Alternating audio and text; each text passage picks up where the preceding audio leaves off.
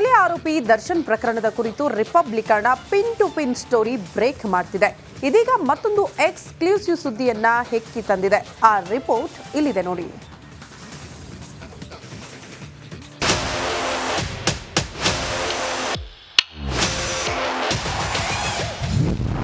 Republic ಕನ್ನಡದ ಮತ್ತೊಂದು exclusive. Rowdy gang ವಿರುದ್ಧ ಎರಡನೇ ಚಾರ್ಜ್ ಶೀಟ್. ಕೊಲೆ ಸಾರಥಿ ದರ್ಶನ್ ಗ್ಯಾಂಗ್ ವಿರುದ್ಧ ಪೊಲೀಸರು ಚಾರ್ಜ್ ಶೀಟ್ ರೆಡಿ ಮಾಡುತ್ತಿದ್ದಾರೆ. ಪ್ರಕರಣದ ತನಿಖೆ ಕೂಲಂಕುಷವಾಗಿ ನಡೆಸಿದ್ದು ಎಲ್ಲದರ ಮಾಹಿತಿ ಸಂಗ್ರಹಿಸಿ ದೋಷಾರೋಪ ಪಟ್ಟಿಯನ್ನ ರೆಡಿ ಮಾಡಿದ್ದಾರೆ.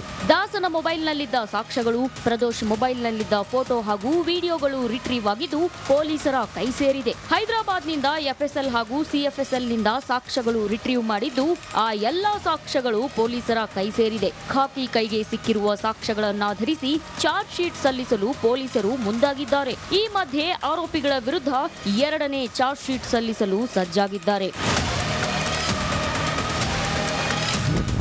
ಚಾರ್ಜ್ ಶೀಟ್ನಲ್ಲಿರುವ ಮಾಹಿತಿಗಳೇನು?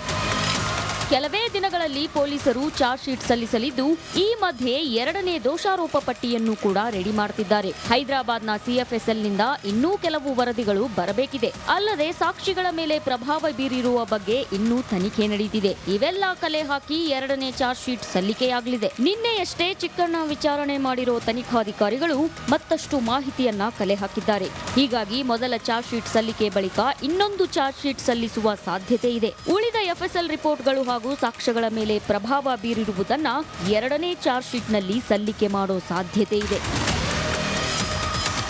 ನಾಗರಾಜ್, ರಿಪಬ್ಲಿಕ್ ಕನ್ನಡ, ಬೆಂಗಳೂರು.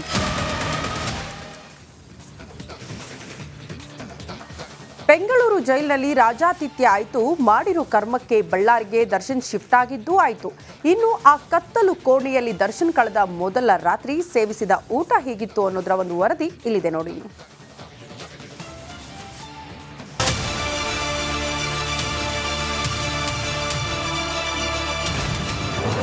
ಕತ್ತಲೆ ಕೋಣೆಯಲ್ಲಿ ದಿನ ಕಳೆದ ದರ್ಶನ್. ಬಳ್ಳಾರಿ ಜೈಲಲ್ಲೂ ಕೈದಿಗಳು ಸುಲ್ತಾನ್. ಬೆಂಗಳೂರು ಜೈಲಲ್ಲಿ ಮಾಡಿದ ಎಡವಟ್ಟಿಗೆ ದರ್ಶನ್ ಬಳ್ಳಾರಿ ಜೈಲಿಗೆ ಶಿಫ್ಟ್ ಆಗಿದ್ದಾನೆ. ರಾತ್ರಿ ಊಟ ಸೇವಿಸಿದ ಕಾಟೇರ ಕತ್ತಲ ಕೋಣೆಯಲ್ಲಿ ದಿನ ಕಳೆದಿದ್ದಾನೆ. ಮೊದಲ ದಿನ ಬಳ್ಳಾರಿ ಜೈಲಲ್ಲಿ ದರ್ಶನ್ಗೆ ಸಾಮಾನ್ಯ ಕೈದಿಗಳಿಗೆ ನೀಡೋ ಆಹಾರವನ್ನೇ ನೀಡಲಾಯಿತು. ಬೆಳಿಗ್ಗೆ ಮತ್ತು ಮಧ್ಯಾಹ್ನ ಊಟ ಬೇಡ ಬೇಡ ಅಂತ ಡೌ ಮಾಡಿದ ರೌಡಿ ದರ್ಶನ್ ರಾತ್ರಿ ತೆಪ್ಪಗೆ ಕೊಟ್ಟದ್ದನ್ನ ತಿಂದು ರಾತ್ರಿ ಇಡೀ ಸೆಲ್ನಲ್ಲಿ ಚಡಪಡಿಸಿದ್ರಂತೆ. ಜೈಲಿನ ನಿಯಮದಂತೆ ದಾಸನಿಗೆ ಊಟದ ವ್ಯವಸ್ಥೆ ಮಾಡಲಾಗಿದೆ.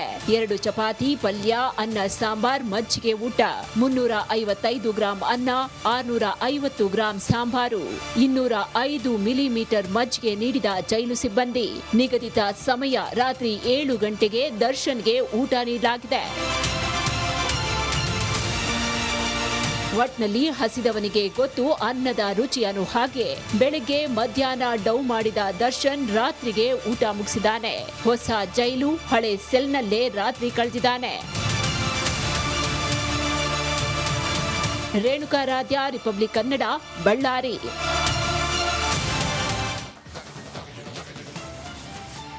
ದರ್ಶನ್ ಅಂಡ್ ಗ್ಯಾಂಗ್ಗೆ ಶನಿ ದಸೆ ಬೆಂಬಿಡದೆ ಕಾಡುತ್ತಲೇ ಇದೆ ಅನಿಸ್ತಾ ಇದೆ. ಪರಪ್ಪನ ಅಗ್ರಹಾರದಲ್ಲಿನ ರಾಜ್ಯಾತಿಥ್ಯದಿಂದ ಒಂದಷ್ಟು ಮಂದಿಗೆ ಸಂಕಷ್ಟ ಎದುರಾಯಿತು. ಬಳ್ಳಾರಿಗೆ ಕರೆದೊಯ್ತಾ ಇದ್ದ ಅಧಿಕಾರಿಗಳಿಗೂ ಈಗ ಸಂಕಷ್ಟ ಫಿಕ್ಸ್ ಆಗಿಬಿಟ್ಟಿದೆ. ಈ ಕುರಿತ ಒಂದು ರಿಪೋರ್ಟ್ ಇಲ್ಲಿದೆ ನೋಡಿ.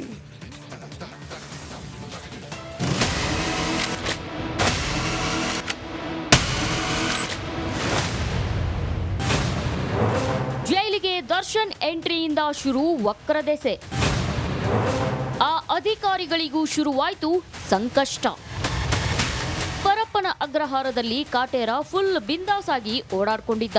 ಈತನ ದರ್ಬಾರ್ಗೆ ಸಾಥ್ ನೀಡುತ್ತಿದ್ದ 9 ಅಧಿಕಾರಿಗಳನ್ನ ಈಗಾಗಲೇ ಸಸ್ಪೆಂಡ್ ಮಾಡಲಾಗಿದೆ. ಅಲ್ಲದೆ ದಾಸನ ಜೊತೆ ಕಾಣಿಸಿಕೊಂಡಿದ್ದ ನಾಗ ಹಾಗೂ ಕುಳ್ಳ ಸೀನನಿಗೂ ಕಂಟಕ ಬಿದ್ದು ಜೈಲಲ್ಲಿ ತಾವಾಯ್ತು ಅಂತಿದ್ದ ಡಿ ಗ್ಯಾಂಗು ಬೇರೆ ಜೈಲುಗಳಿಗೆ ಶಿಫ್ಟ್ ಆಗುವಂತಾಗಿದೆ. ಇದೀಗ ಬಳ್ಳಾರಿಗೆ ಕರೆ ತಂದಿದ್ದ ಅಧಿಕಾರಿಗಳಿಗೆ ಸಂಕಷ್ಟ ಬೆನ್ನೇರಿದೆ. ದರ್ಶನ್ ಟೈಮೇ ಸರಿ ಇಲ್ಲ ಅನ್ನುವಂತೆ ಕಾಣ್ತಿದೆ. ಕೊಲೆ ಕೇಸಲ್ಲಿ ಜೈಲು ಪಾಲಾಗಿರೋ ದಾಸ ಮಾಧ್ಯಮ ಮಾತ್ರವಲ್ಲದೆ ಪೊಲೀಸರ ಕೆಂಗಣ್ಣಿಗೆ ಗುರಿಯಾಗಿದ್ದಾರೆ. ಯಾರಿಗೂ ಕೊಡದ ವ್ಯವಸ್ಥೆಯನ್ನ ಕಾಟೇರನಿಗೆ ನೀಡ್ತಿರೋದಕ್ಕೆ ಪದೇ ಪದೇ ಸಂಕಷ್ಟಕ್ಕೊಳಗಾಗ್ತಿದ್ದಾರೆ. ಇವೆಲ್ಲದಕ್ಕೂ ಫುಲ್ ಸ್ಟಾಪ್ ಇಡಲು ದಾಸನನ್ನ ಬಳ್ಳಾರಿ ಜೈಲಿಗೆ ಶಿಫ್ಟ್ ಮಾಡಲಾಗಿದೆ. ಆದ್ರೆ ಬಳ್ಳಾರಿಗೆ ಕರೆದೊಯ್ದಿದ್ದ ಅಧಿಕಾರಿಗಳಿಗೂ ಕಂಟಕ ಎದುರಾಗಿದೆ.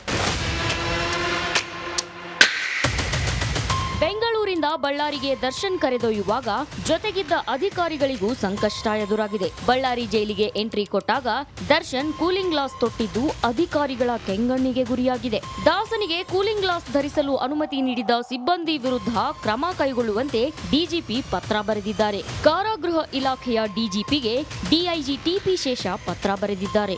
ದರ್ಶನ್ ಬೆಂಗಾವಲಿಗೆ ನಿಯೋಜಿಸಿದ್ದ ಸಿಬ್ಬಂದಿ ವಿರುದ್ಧ ಕ್ರಮಕ್ಕೆ ಡಿಜಿಪಿ ಟಿಪಿ ಶೇಷ ಒತ್ತಾಯಿಸಿದ್ದಾರೆ. ಕೊಲೆ ಆರೋಪಿ ದರ್ಶನ್ ಬಗ್ಗೆ ಪ್ರತಿ ನಡೆಯಲ್ಲೂ ಕರ್ತವ್ಯ ಲೋಪ ಆಗುತ್ತಿರೋ ಬಗ್ಗೆ ಗೊತ್ತಿದ್ರೂ ಸಿಬ್ಬಂದಿಯಿಂದ ಮತ್ತೆ ಕರ್ತವ್ಯ ಲೋಪವಾಗಿದೆ. ಕರ್ತವ್ಯ ಲೋಪ ಎಸಗಿರುವ ಸಿಬ್ಬಂದಿ ವಿರುದ್ಧ ಶಿಸ್ತು ಕ್ರಮಕ್ಕೆ ಶಿಫಾರಸು ಮಾಡಲಾಗಿದೆ. ರೇಣುಕಾರಾಧ್ಯ, ರಿಪಬ್ಲಿಕ್ ಕನ್ನಡ, ಬಳ್ಳಾರಿ.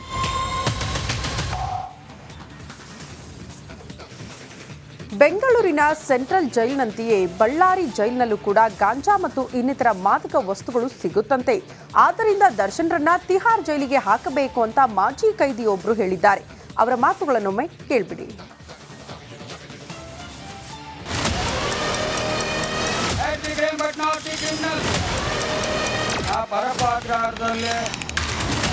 ಒಂದು ವ್ಯವಸ್ಥೆ ನಡೆದೈತೆ.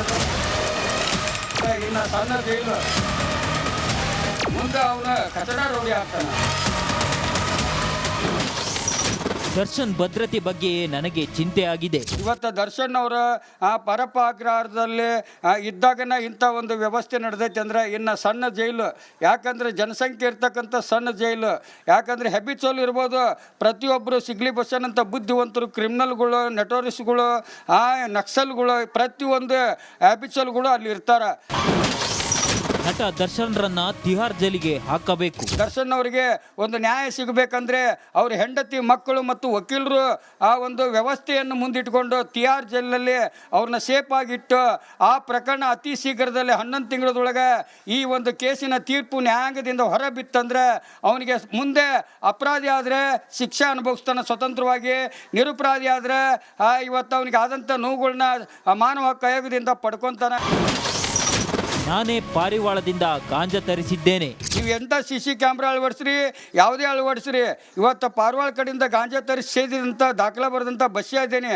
ಅದಕ್ಕೋಸ್ಕರ ನನ್ನ ಆ ಜೈಲು ಇತಿಹಾಸನ ತಿಳ್ಕೊಬೇಕಾದ್ರೆ ಎಳೆಯಾಗಿ ಬಿಚ್ಚಿ ಹೇಳಿದ್ರೆ ಎಲ್ಲ ಅಪರಾಧ ಕರ್ನಾಟಕ ಜೈಲು ಆಗತಿ, ಜೈಲು ಕರ್ನಾಟಕ ಆಗತಿ.